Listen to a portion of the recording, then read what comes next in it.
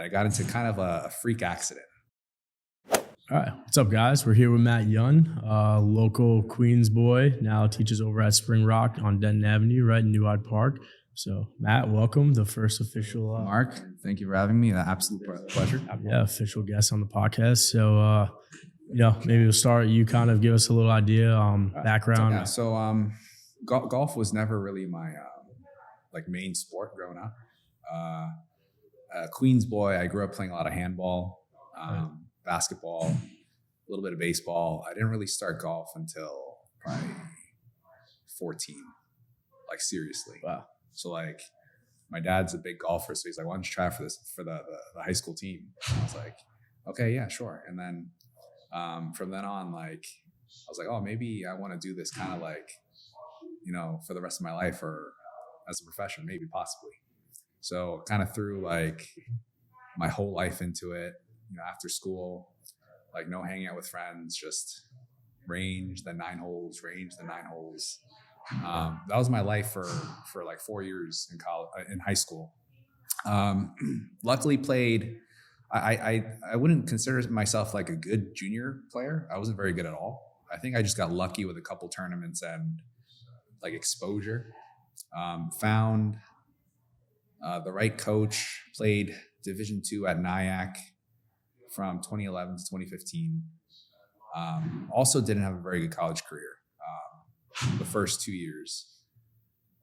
Junior, senior was when I had some success, won a couple college events. And then after college, I wanted to pursue it a little longer, went down south, played on like the mini tours, Moonlight Tour, I think it was called. And I got into kind of a freak accident. Like I was driving back from a tournament on the highway going about 70 on I think it was called I-4 in Orlando. Yeah. And then this metal hook like smashes through my windshield. Just while you're driving? Yeah. So I think the pickup truck in front kind of like maybe ran over it and it ricocheted up. It hits like the pillar that holds the glass, caves that in, hits the steering wheel, breaks my finger, and then it hits me in the face. Jesus. So like if it didn't hit those two things before, I probably would have been dead. Yeah. I probably wouldn't be here. And did you crash or? No. So I was okay enough where I was able to pull over. Luckily the guy stopped because he said he felt like he ran over something. Wow. And then my face was like you couldn't recognize who I was for like a good couple weeks. So I FaceTimed my mom. Oh yeah, I'm sure that's exactly what she wanted. She looks at me, she's like, "What happened to your face?" Because like I texted her, I was like, "Hey, I got into an accident, something crashed in my windshield." I sent her a picture. Yeah. I'm sure you could have just called her. I don't know if you had a FaceTime. So I showed her the hook. The hook was about like 5 pounds, like from like a truck. Wow. And then her response on text was like, it didn't seem like she was like worried. It was like, okay. And then I told her it was a hook. She thought it was a fish. Oh, like she thought like a bird like dropped it onto my windshield or something. And then after she found out it was a hook, like she started like going hysterical. So like I was out of like commission for a couple months, and like I realized like the life wasn't for me. And yeah, I guess that's a sign, right? Yeah. Like it's about time to pack it up. Wow. And then the teaching, right? Like, so yeah, did that come right after? Or was there a little gap? Because I mean, I know me personally, I was a little hesitant after I stopped playing. Should I get like a real job? Yeah, and then also like, I feel like it's kind of weird being on the other end of that side, right? My whole life, I'm, the one talking to the instructor, and then you switch roles, and it's kind of who like what golfer grows up saying, "Hey, I want to be an instructor." Yeah, like your first thing is like, I want to be on TV. I want to win a bunch of majors. Well, actually, those are the instructors that suck. Actually, it's the guys that do that. The guys that can't play. Yeah. Well, if you can't do, you teach. That's what they say. Yeah, right. But yeah, like I was always a technical guy, and then somehow I got connected with Dana Dahlquist out in Long Beach, California. Spent a good amount of time with him. I would see him every year. And you weren't working with him prior, like on your game or anything like that? Just met him? No. Yeah. And then his way of teaching and like the social media side, it seemed a lot of fun.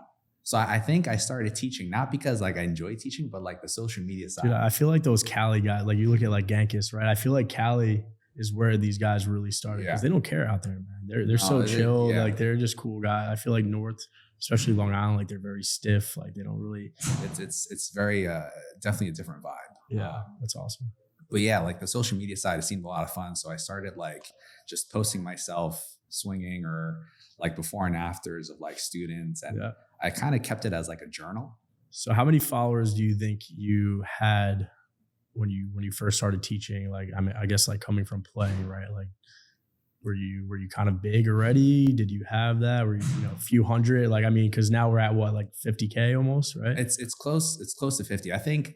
And this was just to give us a timeline, right? Like, when was this? Yeah, so I started teaching in like I want to say 2018. Okay. That was my Instagram account right now is actually it was my personal. So I had like friends, which was like from high school and college was about like 700, 800. Mm-hmm. And probably me posting a lot of golf videos, I probably lost a couple of friends. Like, what is this guy? Yeah, man. It's probably annoying them with all these like golf feeds. Yeah. Or slightly jealousy, I'm sure, as well, right? Like these kids who are kind of embarrassed, which I guess gets to the point where, some guys who are making separate accounts from their real accounts, which honestly, I never really believed in. I was kind of into like just be authentic. Yeah. Like, one account, that's who you are kind of thing, right? Yeah. I mean, any views on that, like separate accounts? Did you ever think about that at all? I did. But like, I just don't have the like brain capacity to like handle two. Good thing about social media is like if you have a video, you can post it onto like 6 different platforms. You got like Facebook, you got Snapchat, you got TikTok, YouTube. So that part's easy, right? Once you have a video, you just post it onto like different, all those different platforms. That's because if you think about it, YouTube has their own like demographic of viewers, right? YouTube covers like the young kids to all like the older. And it's that long form, right? Where you're actually going to watch something, not just a quick 10-second. Yeah. That's boring. TikTok has like real like ADD, like exactly. Like 12-year-olds, 13-year-olds, 14-year-olds, really quick. Yeah. Do you find one kind of helped you take off more than the others, or like at first at least, like one kind of blew up before, like maybe it was TikTok? Or in my opinion, like I think TikTok is like the place to grow. Of course, like I've figured out my own like online personality. I figured out my how I want to edit my videos, how I want to present myself. So like I have a head start with TikTok. So I think it took me, I've been running my Instagram account for about 7-8 years. Which is impressive, man. I mean, that's all you. That's awesome. I mean, I love that. Dude, I appreciate it. It's a big learning curve. But I normally it's like a 19-year-old girl doing it. Right? So dude, I like to say I'm getting a little better at it. But like TikTok, I started posting, I think like last year, a year ago. And that's already almost at like, it's at 6K now. So it's definitely quicker on TikTok. So Instagram was kind of like the first. Yeah, Instagram was the first. And was there like a specific video, do you remember? Or was it just slowly like just that slowly. Momentum, right? Like I realized the videos that do well are the ones with me not in it. So like the ones that have like 1 million views, it's like Bryson on it or like Tiger on it. So yeah, maybe it's a sign that I should show less of myself. Which is interesting. I mean, do you think those kind of helped you take off though? Like not showing yourself got some more views on the ones that were of you kind of? Yeah. I mean, in my opinion, any video you want to do well, the first like 3 seconds has to grab like the viewer. Like either that the first 3 seconds are going to decide whether like a viewer skips or they stay and watch the whole thing. Which is the algorithm, right? That's what we're finding. Like we'll post some crazy stupid video that is just like has a great hook, and then people watch, you could see the retention, right? So if people watch 50% of it, Instagram somehow pushes that out to 100%. 1,000 people, or it's like the non-followers, right? Like some videos that we think will do really well, we actually don't get enough non-followers that view it for some reason, right? And I think it's that skip rate. The first 3 seconds. Yeah, so that's something we're kind of messing around with. You know, maybe we got to start this video a little crazier, hook them in, which it almost feels like you're trapping people in a way. See, like, like people complain about like, oh, it's clickbait, but to be honest, you need a little bit of clickbait. That's what works, man. I mean, yeah, definitely. Yeah, and then starting with like a pro, right? Because that's people. Oh, I know this guy. Let me watch. Versus, who the hell is Matt Young? Or, Yeah. like I'm just gonna scroll through it.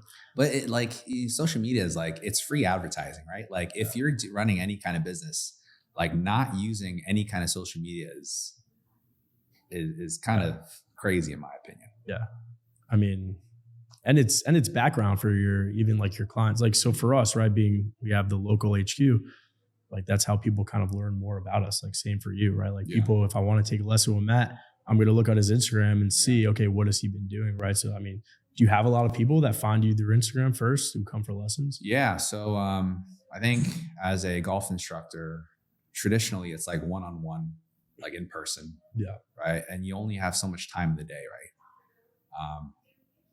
Like we have to figure out how to scale and reach, like not people just in your neighborhood, right? Like you want to reach people all over the world, right? And this was a good way for me to meet a lot of cool people, right? Movie stars and some like high like net worth people. That's the beauty of golf, man. I mean, there's very few sports where, especially after you stop playing, right? That's what I'm kind of finding, where you can just grow your network like crazy. Well, you're becoming your own brand. Yeah, exactly. You're creating your own brand. Yeah. But yeah, and then to your point of, these Instagram followers, like I know I briefly showed you the software with, the virtual lessons. Have you been tapping into that scene at all with the virtual online lessons? Or so the virtual online lessons are very at like, in my opinion, like an infant stage. Yeah.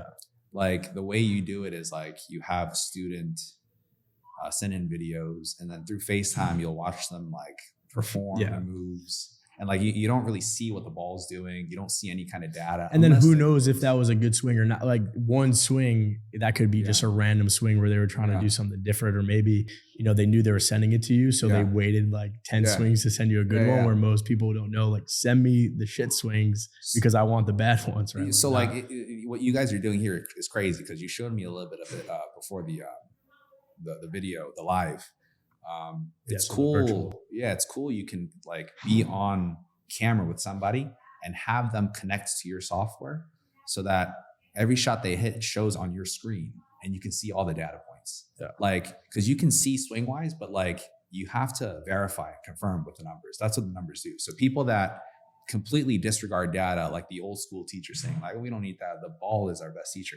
Yeah, of course, like ball flight is the number one teacher, but like if you're working on something, the numbers have to prove whether you're doing it right or you're heading in the right direction. Yeah. That's why I love these modern coaches, right? Quote unquote, where they claim to be all into the data and the video, but then they'll go do all these virtual lessons, or they'll promote these companies doing virtual lessons where it's literally just a video. So now you're giving someone a virtual lesson, but you're almost degrading the whole quality of the lesson, because now it's a FaceTime, right? Like, dude, definitely the quality of like FaceTime lessons, like it's definitely hard, like especially for somebody just that isn't too like knowledgeable of like the positional stuff. Yeah, it's much easier being in person and actually helping them get into that position. Like I'd say FaceTime sessions work for like people that already have some sort of like foundation or knowledge. It can't really be done with like newer golfers, in my opinion. Yeah. And what we find here also is you're now struggling as well with, are people setting the cameras up in the right place, right? Because I'm sure the angles are everything, are a big deal, right? And then what if I want to see a face-on video, right? Is that two separate videos? Do I need them moving the camera mid-lesson, right? Like just so many things that you're leaving in the hands of the student, player, right? Yeah. Which if they're a beginner, right, how do they know, if their camera's way behind their body, you're going to get a complete different look than if it's, on that hand angle. Or there are definitely some shackles to the online stuff, but with the AI stuff that you guys have, I'm sure a lot of people are going to be wanting a piece of that. Yeah. So we haven't really officially launched it to all of coaches, right? Right now we're keeping it kind of local. So our coaches internally can, coach virtually to any other students, across the world, country potentially, right? But the goal is to kind of allow more coaches to connect on there. And then what's cool with the AI is we can actually, so like if you think about Uber, right? And this was kind of my thought when I created it, Uber, it's a good business model Well, to copy, you know? yeah, exactly. But if you think of like drivers as instructors, like Yeah. Uber doesn't say like, oh, you have to be a qualified driver. Yeah. But what they do is they leave it in the hands of the user, of the person getting the ride Yeah. to rate Yeah. the driver. Yeah. Right. So my theory is, right, if we can create a virtual, platform where now the users can rate their coaches, or even the AI, right? Yeah. The AI can actually determine whether the player is getting better or worse. Yeah. So just that Through the alone, data. Yeah. the data doesn't lie, right? So now we can actually rate coaches, and then maybe some coaches are better at different things, which is interesting, right? So maybe you're really good at fixing someone's path, but when people have face issues, right, they come to you, maybe you struggle with that, right? And not you specifically, but maybe some coaches are better at fixing an over the top swing, Yeah. right? And that's something we can kind of determine as well with the algorithm collecting all this data, right? So now we can actually put certain instructors with different students based off of their, needs in their swing, which is kind of interesting as well. But I mean, I guess definitely the more options you have, the better, right? Like, I mean, some coaches definitely have. I think every coach has a bias, right? Some coaches have like a draw bias or like a fade bias. So if I'm teaching a draw bias swing and somebody wants to get rid of their draw, right? You get what I'm saying? I think every coach needs to have like tools in their arsenal to be able to work with everyone. But like, yeah, for example, like teaching when I first started teaching, because I learned from Dana was like a very draw bias coach. Like he tried to get me hitting draws. okay. And then like my teaching slowly gravitated towards like teaching draws too.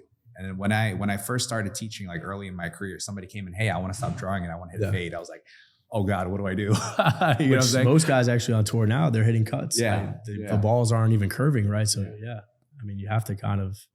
So how did you adapt to that? Was it kind of weird, changing up different styles, or? Well, I think as a coach, you have to be able to describe feels. So if I want to be able to teach a cut to a student, I have to be able to hit a cut as well. But yeah, like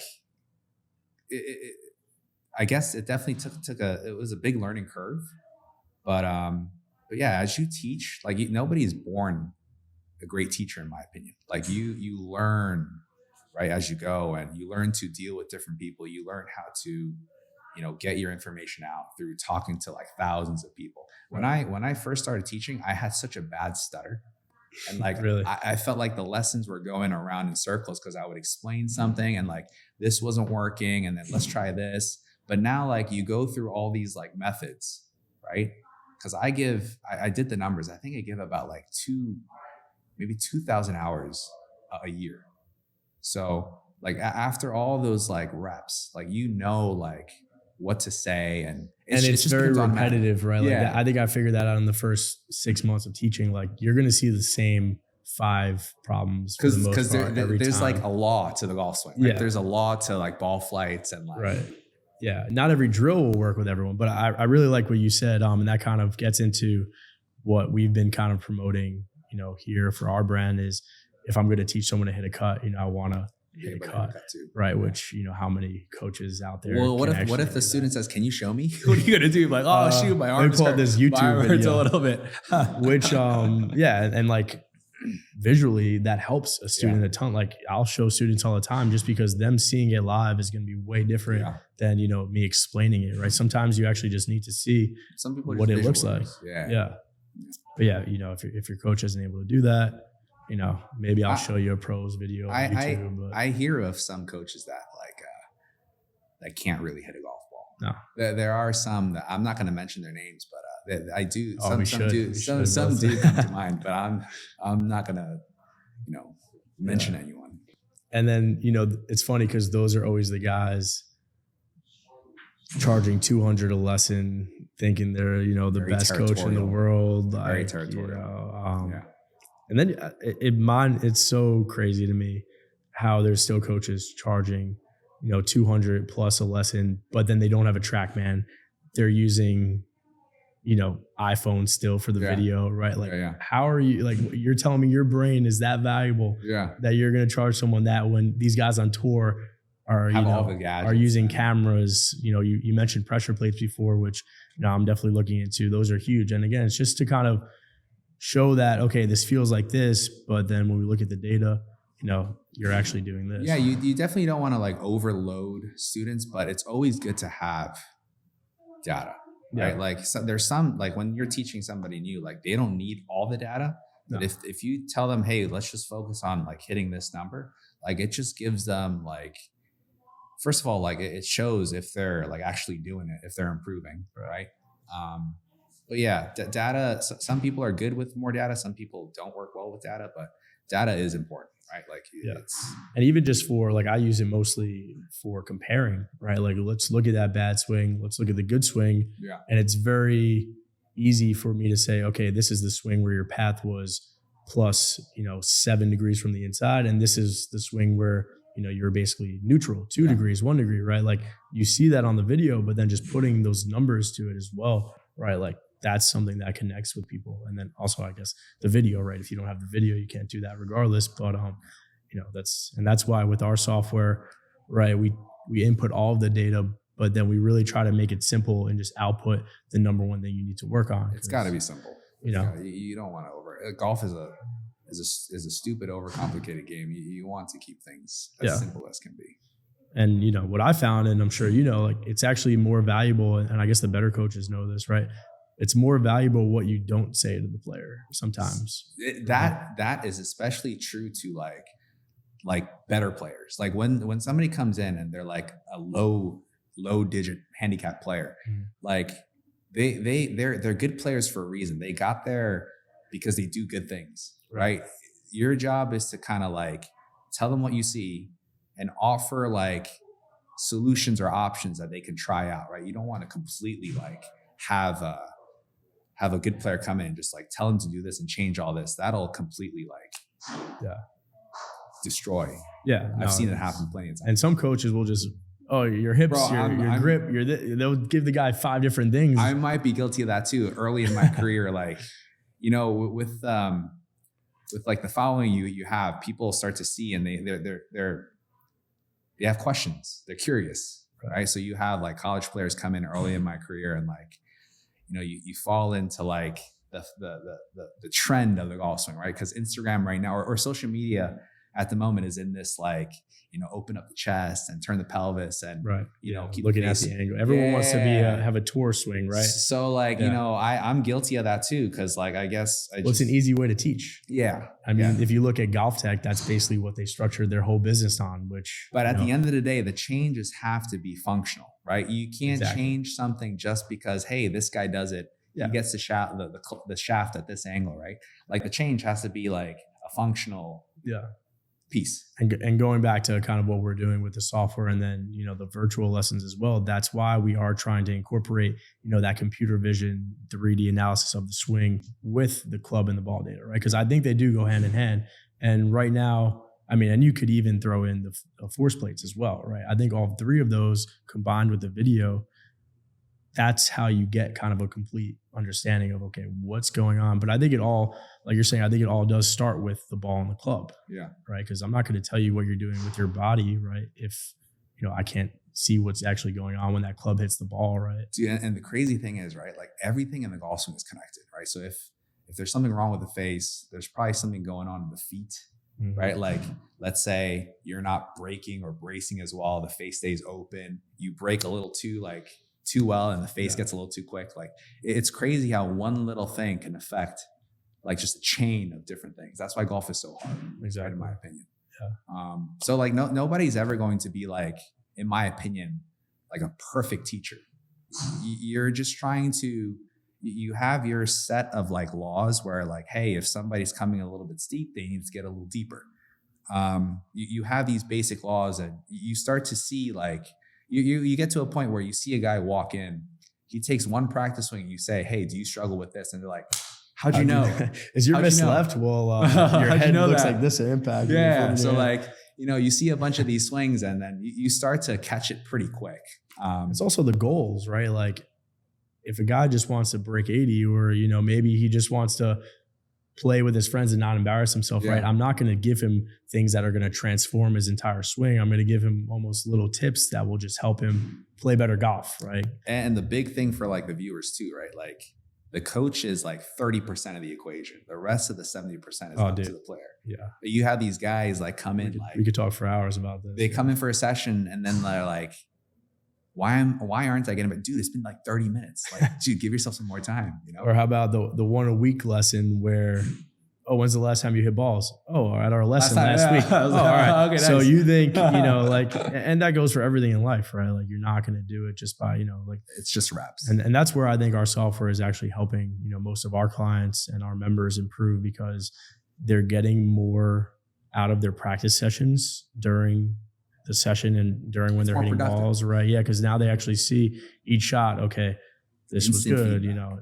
Yeah, it's more purpose, practicing with more purpose. Yeah. Because at the same time, if they take a lesson and then their only practice is they go to the range and just hit balls, Yeah. well, is that good too? Like like the coach needs info too. Like on your practice on your own, like what did you notice? Like what were there any like certain misses, right? Like Exactly. so we need information too, right? Yeah. Yeah, and that's why what we try to do is just take all of that in, right? So everyone that comes for a lesson, we could see all of their past sessions, what their club's doing, what their balls See how they're doing, improving. right? So I can almost tell them what they need to work on or, what we need to work on before they even come in.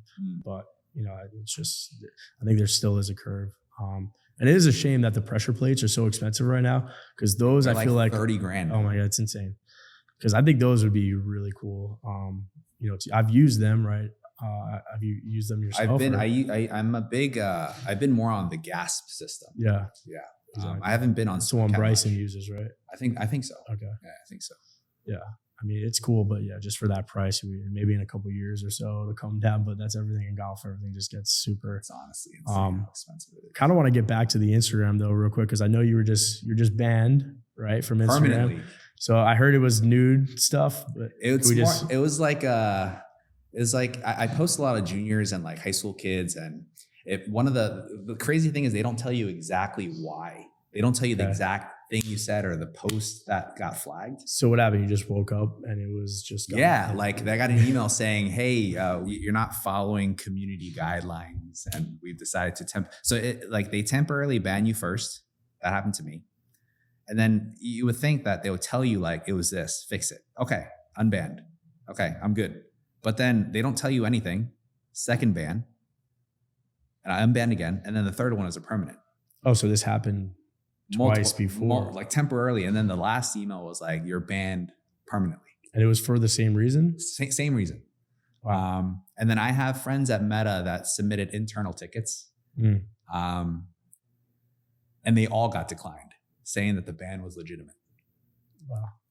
I got really lucky. I'm not going to say his name. He reached out to me, and he knows some people at Instagram like Called Zuck. He said, hey. So I think Zuck is the CEO of Meta. I think Instagram has its own CEO. So he knows some people, and then he was nice enough to reach out to them and explain the situation, and then really, bam. wow. So it's crazy that I took that level of escalation, and I'm not bad mouthing anyone, but some people have their business and their livelihood.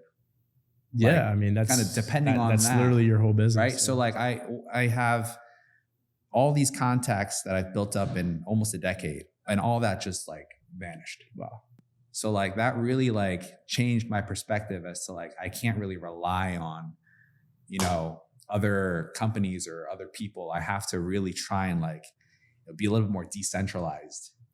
You know what I'm saying? And do you think, I mean, it's good that you don't have to find this out, but do you think you would be able to build it back up? Oh, I mean, I think so. Yeah. If I did it once, I think I can do it again. My view is even if I went to a different platform, sooner or later, the people that I had on Instagram would find me. Find you again. Yeah. YouTube or sure. Even though if it takes like 5-6 years, fine. But like they'll somewhat find me again in the future. So that was my thought process. So say you did have to go that route and restart, or just for anyone trying to grow their own personal brand, their own business. I mean, I guess you relate a little more to the personal brand, right? Any keys that you're just like, if you're not doing this, then you're completely off, right? Anything that really sticks out to you or that you've learned throughout that? I think in front of the camera, like you need to have a different, you have to have your personality, and then you have to have your camera personality, right? They're two different characters. I think you need good energy in front of the camera. The quality, the lighting is pretty important. My lighting is not great at where I do it. I think you just need to be like consistent, because no matter how good my videos are and the quality's good, if I don't follow like the guidelines from like Instagram or TikTok and what they look for to push the algorithm, right, it's never gonna like. So what do you think that is? Anything that stands out to you? Like, what do you think those? I think they're different. I think YouTube, they look for more like quality over quantity. TikTok is more like they want you to post every day, like at least one every day, like comment on different posts. So you actually comment a bunch as well, or? I try to comment on at least like 5 videos a day on TikTok. It's a full job, man. Other than teaching, that's like, a job. If I'm not teaching, like I'm on my phone, and my wife, she's good. Like she knows that I'm doing like work related stuff. It's not like you're like scrolling and just. I'm a professional scroller now too. Like, so I have to comment. I have to like. I don't know what it is for Instagram. I just try to stay consistent. I try to just post one every day. YouTube stuff I'm just getting into now, like the long form stuff. So yeah, I mean that's kind of what we're doing, is just trying to be consistent. I mean, and you like Billy's, like look at this, like he's legit. And like some of the things that you've posted, like I was like, wait, there's no way Mark is like, editing the all by himself, and like some of them are me. I mean, we have Emily, she's great. Some of the Billy quality stuff on the videos are well, that's the cameras, man. Billy, no, you're the man. He's the man for sure. Yeah, I mean, listen, we're at the end of the day, we're trying to post content and stuff, but we want that professional look and feel, and we have a good balance. I feel like we're like we'll post one video, like our last one of Frank falling in the kiddie pool, but then I saw that. We'll bounce right back with some sort of instructional or something like this, where we can actually give some knowledge to people as well. But we're trying to mix it up, just kind of see what sticks, what people like, because golf is just so stuffy right now, man. Like these accounts. Instruction's great, right? But I just feel like we need, like, I like some of your videos, like you had that one with like the spatula and stuff. Just trying to break it up. Those actually happen after like a little bit of drinking, So I'll go home after work and like I'll have like a nice drink, and then all of a sudden I'll have this idea pop in my head. Oh, I should probably get this on film, and that's there you go. Probably a little tipsy. Rambling. I guess they work. I mean, you get some good views on them. But. It's good to like just like change it up a little bit, right? You don't want to be the same thing over and over. So like, I think it's very important, especially on TikTok, to follow trends. So like you see like the trending sounds and like the dances that people are doing, like you got to use them, because that's what they're gonna push. And that's why I guess you do need to scroll. You need to you need to know the trend, because TikTok is always first. TikTok always has the trend first, and then it goes to like. In my opinion, it goes to Instagram, and then it goes to like YouTube. So TikTok is always first. So we've been messing around with, and I don't know if you've ever done this or heard of this. So we'll actually post some videos, like some of our shorts, for example, on TikTok first, and then see which ones do better, and then use that to post to Instagram. Have you ever messed with that at all, or anything similar? Like I'll post the same videos on Instagram and TikTok. Like I have like 8 times more followers on Instagram. But some videos on TikTok do better than the videos on Instagram. It's like sometimes I look at it, it's like, how is that even like? Well, Instagram's just way more controversial. I feel like you'll literally get videos in your feed of people like getting killed and stuff. So I feel like what goes viral is just way different. Like you need to really do something that's like, oh my God. Yeah. Like I actually when I was banned for like a month, to be honest. Was it that long? The temporary ban started in January. So like up until now, I got it back last Tuesday. Wow, it's almost been like 2 months. Yeah, because I texted you like 2 weeks ago. Yeah, like where'd you go? Well, dude, literally, I'm just because I'm so used to. And again, there's your consistency, right? Like I'm so used to seeing at least something, right? Like story, and I'm like, did he? Like I'm like, what happened? So I just texted you. I fell off the face of the planet. Like luckily, there's my buddy Drew Cooper. He does well on Instagram too. He does a lot of like long drive content. Cool. He was nice enough to post like a video of me explaining the situation, and that's how actually I met the guy that helped me Oh wow. get my thing unbanned. So Jeez. Yeah, I mean, it's hopefully you learned your. So I mean, are you gonna stop that? no, or, like I mean, like, you have to post juniors, I right? didn't- I mean, yeah, I don't think the crazy thing is that I still don't know why it happened. They don't tell you. this could happen. So guys, if this happens So if again, I disappear, yeah, come find me on YouTube and TikTok. But like the 2 months I was off Instagram, like maybe it was like a reset that I needed. Like it felt very peaceful. I wasn't checking to see like, oh, like someone messaged me for lessons or how's the video doing. you get stalked, man. It was actually probably the most peaceful time I've had in the past like couple of years. Yeah, and I think like for me personally, coming from, I think we were kind of blessed to live that lifestyle of playing, Yeah. right? Where, dude, like for a while, I didn't even go on my email. Like I forgot I had an email. Now I'm checking emails every day. I'm on Instagram every day. Like I deleted socials for like a couple months, a year. And now it's just like I'm on it every day. But I feel like so blessed that at least I got to experience that. I'm so mad at myself because like when I was playing full time and traveling, like I wasn't doing the Instagram stuff. Yeah. I wish I started earlier because I have so much like content, like, playing in these like MGA stuff or playing on the mini tour stuff or playing in the US Amateur. Like You got to break through a little bit, right? Because I feel like when I was younger, I was almost hesitant. Like I don't want people to see this, you know, especially golf isn't the best sport to promote yourself. Well, now it is, right? Now it's growing. Well, but when you're just starting out, right? Like you don't want to be in front of a camera. You're like, oh, it's cringe. Like, what are my friends going to think about me, right? Right. Like, so so the reality is like, forget your friend. Like, who cares? yeah. Like, And then like, you just start and then you just, kind of ride the wave and you just keep going. and I feel like you're at that point where like, I think it's hard, and I think we're still getting out of that. But I think it's hard in those first maybe few months or like year or so where most of your followers are just your friends. Yeah. So like you don't really get that same feedback and like engagement as you would if like they're just random people who liked golf. Yeah. But then I think like as you grow, like as you've grown, right, like now you actually get people who are happy to see your posts, like they relate to it, like they want the golf content as opposed to just your friends who are like you said earlier, like why is he posting this? It was great when I came back and I posted that first video.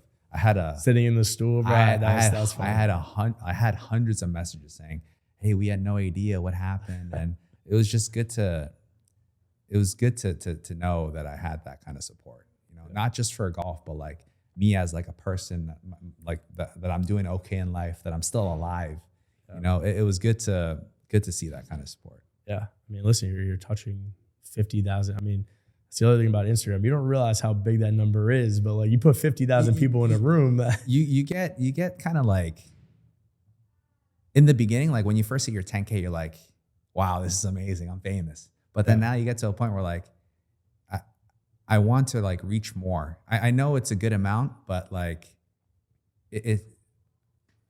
And if we just looked at phases, right? Like if you looked at what got you from, let's say, a few hundred to 5, or let's call it 10K, right? And then 10K to maybe 20K, 30K, and then where you're at now. Do you think it was harder from that first couple hundred to 10K? Yeah, the first couple thousand, the first like 10,000 is probably the toughest because Really? once you like post enough of these videos, like it becomes like exponential and like a snowball effect. Before I got banned, like my videos started doing well, right? I had a couple like videos that hit over 1 million views, and through those videos, you get a couple thousand followers in like a day or two. Really? And then all of a sudden that like incident just like stopped all the progress. So like I'm in the phase of trying to like reset like my consistency and just post every day. And hopefully like I catch that wave again. Cause you actually never know when it's going to come. Like you post, you might have a video that only gets like 1,000 views. And then all of a sudden, like you have this video that hits like 1 million. You never know which one it's going to be. You just have to keep doing it. So yeah.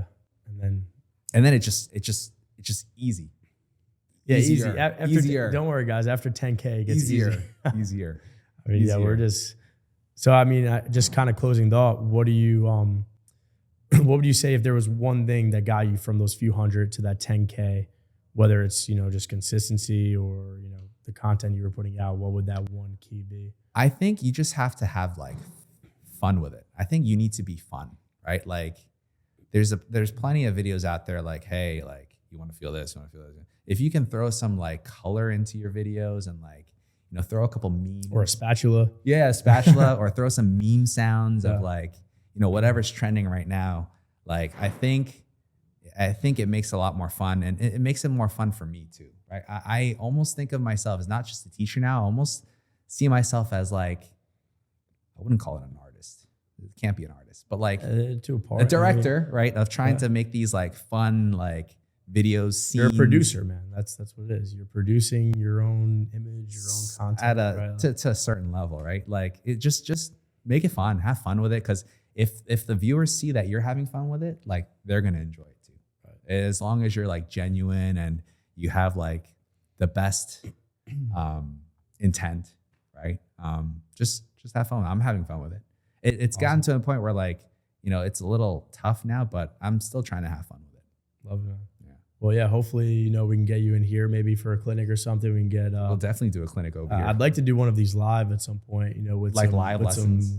Well, yeah, live lessons. Also, maybe like I think it would be cool to have people sitting in Yeah. on something like this. You know, Yeah. maybe we had 15, 20 people who just wanted to sit in live, you know, learn some stuff. Yeah, I mean, there's a lot of like guys that I want to bring to. I just never had a place, so this will be like the hub for instruction. That's it. Awesome. Well, yeah, really appreciate you coming on. Thank you for having me, Yeah, welcome back to Instagram, dude. And, It's good to be back, man. thank you guys, and we'll see you soon. Billy, thank you. You're the man. Yeah, shout out to Billy.